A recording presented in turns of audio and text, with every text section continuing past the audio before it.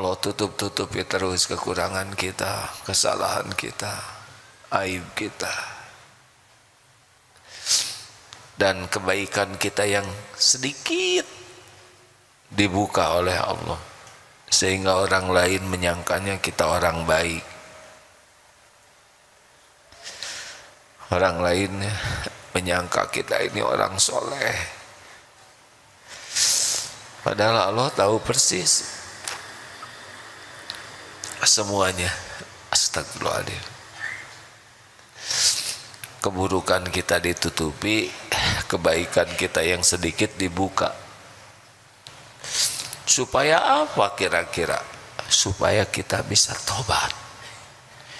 Wasari'u ila magfiratim mir rabbikum wa jannah, supaya bersegera kepada ampunan Allah dan sorga yang luasnya seluas langit dan bumi, uiddat lil muttaqin, yang disediakan bagi ahli takwa.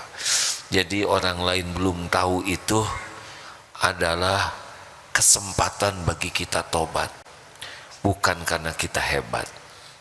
Jadi kalau kita ingat dosa dan orang lain tidak tahu, cepat tobat. Itu hikmahnya. Yang kedua, kalau kita dihormati orang, jangan kemakan. Kalau orang lain hormat ke kita, orang lain kagum ke kita, orang lain memuji kita, orang lain mengagumi kita, ingat apa yang Allah tutupi. Ingat apa yang Allah tutupi. Insya Allah kita tidak akan termakan oleh pujian, kekaguman orang. Orang menghormati kita, tutup dari Allah yang dihormati itu. Jangan menikmati sesuatu yang tidak ada pada diri kita. Yang ada itu aib, dosa, keburukan, kejelekan, tutupi oleh Allah. Allah gerakan orang menghormati kita supaya kita, ya Allah terima kasih engkau tutupi. Tadi supaya kita tobat, tutup Allah itu. Yang kedua supaya syukur betapa baiknya Allah menutupi kita. Syukur atas tutup dari Allah ini membuat kita tidak ujub, tidak termakan oleh pujian, penghormatan, kekaguman orang. Enggak lah, kalau dibuka enggak akan ada yang hormat ke kita. Benar? Jujur, betulkah? Kalau Allah buka nih, sedikit saja orang yang lagi ceramah ini bubar, yakin. Nggak usah merasa terhormat.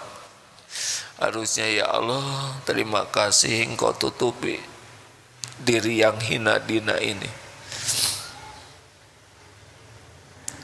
3, Allah tutupi aib kejelekan kita supaya apa? Supaya kita menutupi aib saudara-saudara kita. Kita tutup aib saudara kita, Allah tutup aib kita. Akan datang nanti informasi tentang aib 1, 2, 3. Karena tiap orang punya aib, punya dosa. Kita dengar aib saudara kita, stop. Jadi kuburan. Kalau bisa stop, jangan bicara. Tapi kalau udah tak kadung tahu, kitanya bungkam. Jangan bocorkan aib saudara kita kepada yang lain.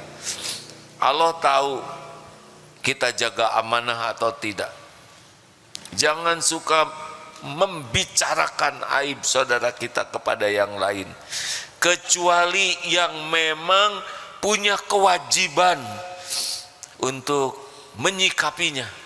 Ada yang punya kewajiban menegakkan aturan, menegakkan keadilan, memperbaiki. Tapi kalau kita tidak punya kapasitas itu, diam. Kalau ada orang yang ngobrolin aib, jangan. Karena setiap kali kita membuka aib saudara kita itu seperti menantang, ya Allah bukalah aib saya. Begitu. Allah tahu tiap kali kita ngobrol, tidak ada obrolan yang tidak didengar oleh Allah.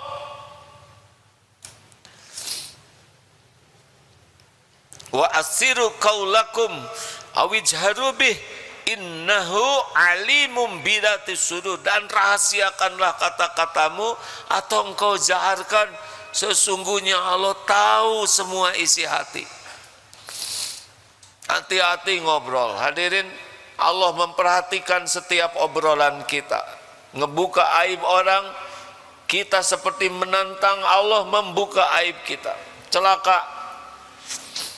Belum tentu kuat kita menghadapi kalau aib kita dibongkar.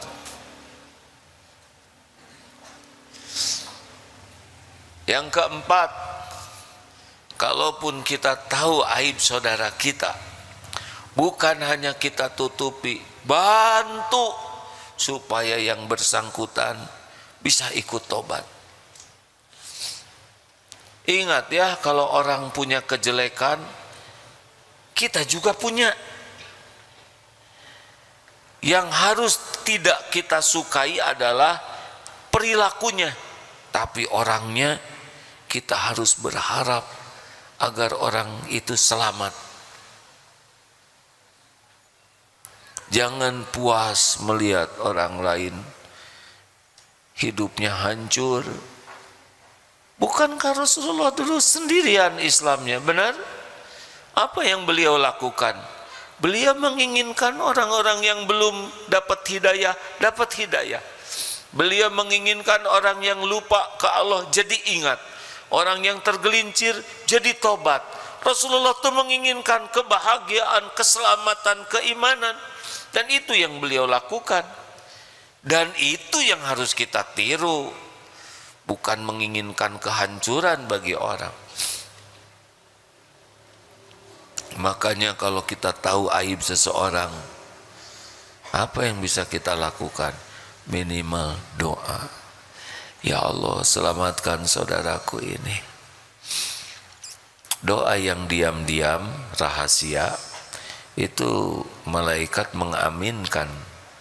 Kabulkan ya Allah, dan bagimu juga. Ayo jangan suka ngobrolin aib orang ya. Itu gibah. Kalau benar gibah, kalau tidak benar fitnah. Apa definisi gibahnya? Kalau obrolan kita didengar oleh beliau dan beliau tidak suka, itu gibah. Walaupun benar. Misal begini, si gundul itu tuh udah gundul, banyak benjolnya, itu benar memang. Dan dia tidak suka kita ngobrolin gundulnya. Hati-hati, si ibu itu tuh jilbabnya tuh cicilan semua. Ibu itu nggak suka gibah ini. Dia memang sekarang ke pengajian, tapi baru 2 kali datang. 2 kali datang, Allah ridho. Itu udah segala-galanya itu. Udah hadirin, jangan suka menikmati kejelekan orang. Kotor hati kita tuh. Tidak sengaja aja dengar, langsung pikiran kita tuh menilai rendah seseorang. Saya sih nggak niat ngasih tahu ya. Niat dia tuh sebetulnya masa lalunya kurang baik. Ya begitulah, sudah banyak maksiatnya.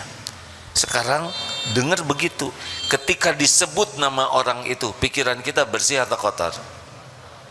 Langsung, oh ini ahli maksiat. Apalagi kalau reuni tiba-tiba berbisik, bro, dia sudah meninggalkan dunia hitam. langsung nyangkanya ahli maksiat, padahal maksudnya uban itu hadirin. Jadi yang hitamnya sudah hilang, tinggal uban. Bisa errornya otak kita. Tuh teman kamu tuh, hati-hati aja, dia playboy cap 2 cula, langsung otak kita error, benar? Padahal belum tentu benar. Kalaupun benar dia pernah melakukannya waktu SMA, lah sekarang udah aki-aki, udah berapa banyak sholatnya, berapa banyak dia bertobatnya. Kenapa kita kekunci oleh kesalahan orang waktu SMA dulu? Ya dia nyolong, kamu tahu dari mana? Kan sama saya nyolongnya. Wah,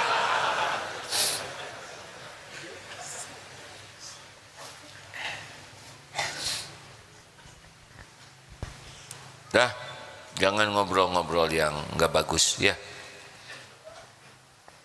Saya kalau boleh milih ya Pak, yang ngobrol sama saya teh pengennya yang enak-enak aja lah.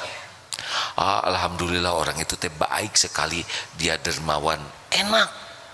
Apalagi yang itu tuh luar biasa, ahli tahajud. Yang ini nih pemaaf tulen, aduh enak, ya udah pelit. Wajahnya udah menyesuaikan dengan kata-kata. Bu, jangan ngomong-ngomong ya sama dia, sebab saya udah janji gak akan ngomongin ibu gitu.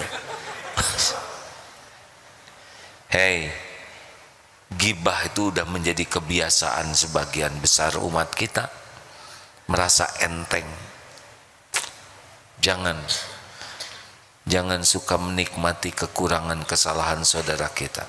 Kalaupun sudah keburu dengar, tutup, husnuzon, mungkin sudah berubah, mungkin sudah diampuni oleh Allah, mungkin kebaikannya lebih banyak.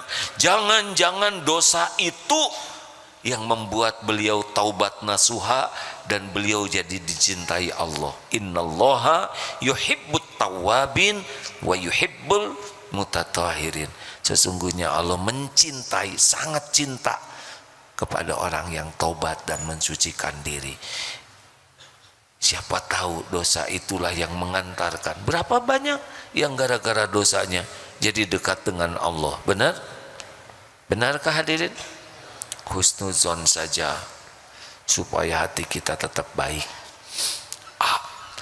Orang itu ngomongin loh, jangan ngomongin ini, bukan apa-apa, ini penting loh. Di depan memang dia baik, di belakang sana. Kalau mau ngomongin orang sudah sama tembok aja. Kalau dia ngotot, husnudon, jangan begitu, siapa tahu salah dengar. Oh enggak salah dengar, ini asli.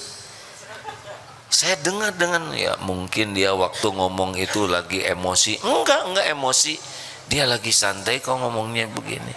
Mungkin udah robah, belum robah kan barusan. Ini namanya kompor sejati, ini ada kompor gas, ini ada. Bisa kebakar kita punya teman kayak gitu. Rugi, gak ada untungnya,